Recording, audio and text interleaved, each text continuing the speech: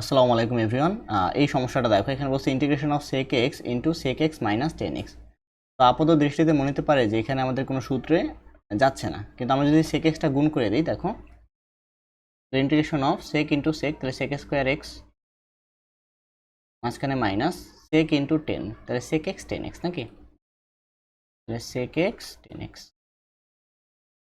আর এখানে dx। এখন আমরা কিন্তু সূত্র জানি যে integration of sec square x dx equal to 10x plus c, আর integration of sec x 10x dx equal to sec x plus c।